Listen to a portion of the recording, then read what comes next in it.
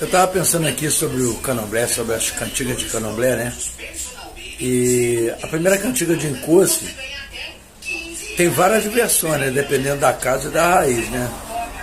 Goiaê, aê, goiaê, aê, goiaê, aê. Encosse mucumbi, talamessu, indauê. Encosse mucumbi, paramensó, ilê. Encosse mucumbi, paramensó, dengue. Qual é a que você conhece?